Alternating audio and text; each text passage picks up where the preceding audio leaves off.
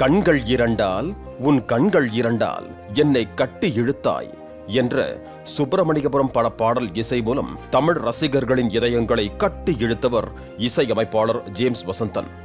மீண்டும் சசிகுமார் இயக்கிய படமான ஈசன் திரைப்படத்தில் இந்த இரவுதான் போகுதே மற்றும் ஜில்லா விட்டு ஜில்லா வந்த என்கிற பாடல்கள் மூலை முடுக்குகளெல்லாம் பரவி ஹிட் அடித்தன.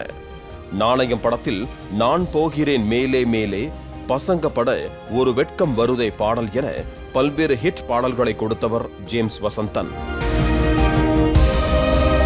தொலைக்காட்சி நிகழ்ச்சிகளில் மாணவர்களின் அறிவு திறன்களை வளர்க்கும் போட்டிகளையும் நடத்தி கேம்ஸ் வசந்தனாகவும் புகழ் பெற்றவர்.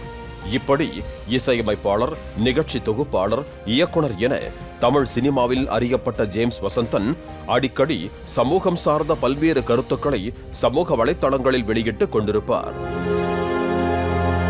அந்த வகையில் தற்போது அவருக்கு ஏற்பட்ட ஒரு பிரச்சனை குறித்தும் அது தொடர்பாக சிஎம் செல்வரை புகார் அனுப்பியும் நடவடிக்கை எடுக்காதது குறித்தும் அவர் தெரிவித்திருப்பது சமூக வலைத்தளங்களில் வைரலாகி வருகிறது.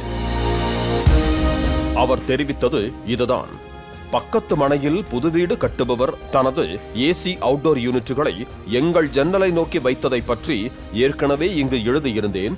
முறைப்படி புகார் செய்தால் தீர்வு கிடைக்கும் என்று நம்பினோம். ஆனால் நடைமுறை அப்படியில்லை என்பதை இப்போது உணர்ந்திருக்கிறோம். அந்த வீட்டை கட்டுபவர் டாக்டர் ரகுராம், 55 வயது இருக்கலாம், லண்டனில் மருத்துவராக பணிபுரிபவர்.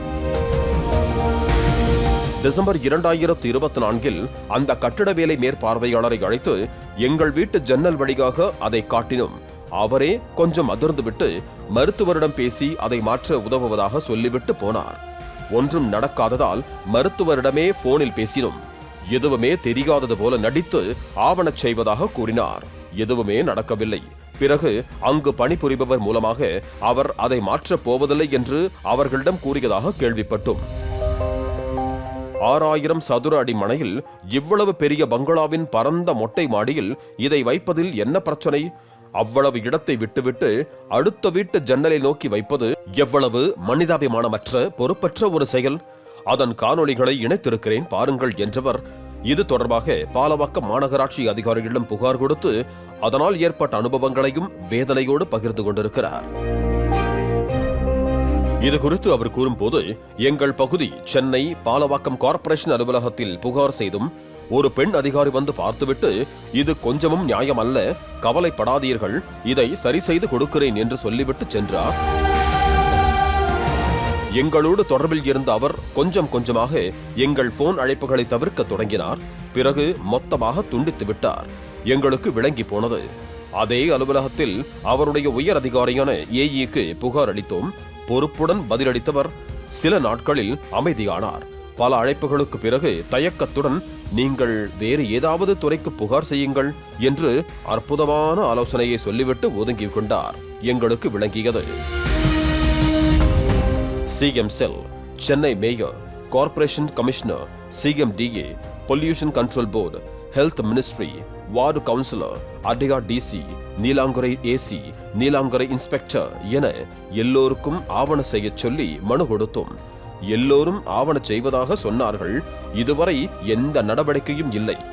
வீடு புதுமனை புகுவிழாவிற்கு வேகமாக தயாராகி கொண்டிருக்கிறது. சில துறை அதிகாரிகள் வந்து அவரோடு இணக்கமாக போகச் சொல்லி அறிவுரை வழங்கினார்கள். எங்களுக்கு விளங்கியது.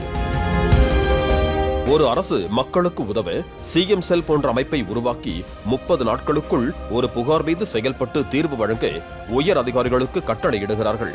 அவர்கள் அடுத்த நிலை அதிகாரிகளுக்கு கட்டளையிட நாம் எந்த துறைக்கு புகார் அளித்தாலும் அது இறுதியில் நம் பகுதியில் உள்ள கார்ப்பரேஷன் அலுவலகத்திற்குத்தான் வந்து சேர்கிறது. அதே பாவப்பட்ட அதிகாரிகள் என்றவர் மேலும் கூறும்போது, சட்டம் நியாயம் எதுவென்று பார்த்து செயல்படும் அளவுக்கு முதுகெலும்புள்ளவர் அரசு பணிகளுக்கு வருவதில்லை என்பதை நாம் காலம் காலமாக பார்க்கிறோம். விதிவிலக்கான சிலரையும் நாம் அறிவோம்.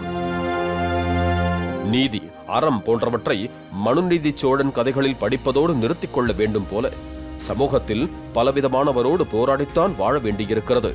ஆனாலும் விடப்போவதில்லை, விடவும் முடியாது. இத்தனை டன் ஏசி எந்திரங்கள் தினமும் ஓடி வெப்பக்காற்றை உமிழும் போது எங்களால் இந்த வீட்டில் வாழவே முடியாது. விதிவிலக்கான ஒரு அதிகாரி இல்லாமலா போவார்? காத்திருக்கிறோம் நம்பிக்கையுடன் என வேதனையோடும் உருக்கமாகவும் பதிவிட்டிருக்கிறார். அந்த 5 எங்களுடைய ஜன்னலை அப்படியே எதிர்த்து பார்த்த மாதிரியே வச்சிருக்கிறாங்க. ஒண்ணு இப்ப சோதனை ஓட்டம் நடத்துனாங்க போன வாரம்.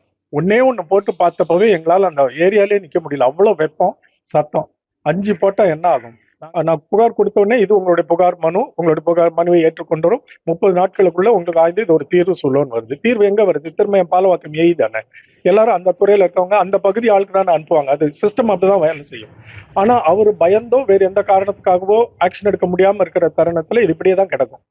தீர்வு வேணும்ன்றதுக்காக நான் இதை வெளியில நான் பேசியிருக்கிறேன். யாராவது ஒரு கொஞ்சம் துணிச்சல் உள்ள துணிவான நேர்மையான ஒரு அதிகாரி இல்லாமலா போயிருவாங்க. எல்லா இடங்கள்லயும் விதிவிலக்குகள் இருப்பாங்க. அந்த மாதிரி ஒருத்தர் இதை தீர்வு செய்வார் நம்பிக்கையோட நாங்கள் காத்திருக்கிறோம். இசையமைப்பாளர், தொலைக்காட்சி தொகுப்பாளர், இயக்குனர் என தமிழ் சினிமா ரசிகர்களால் அறியப்பட்ட ஜேம்ஸ் வசந்தன் கொடுத்த புகாருக்கே கார்ப்பரேஷன் அதிகாரிகள், காவல்துறை அதிகாரிகள் எந்த நடவடிக்கையும் எடுக்காமல் இப்படி அலைக்கழித்துக் கொண்டிருக்கிறார்கள் என்றால் சாமானிய மக்கள் கொடுக்கும் புகார்கள் எல்லாம் எங்கே போகும் என கேள்வி எழுப்புகிறார்கள் சமூக ஆர்வலர்கள். பாலிமர் செய்திகளுக்காக சென்னை செய்தியாளர் கதிரவன்.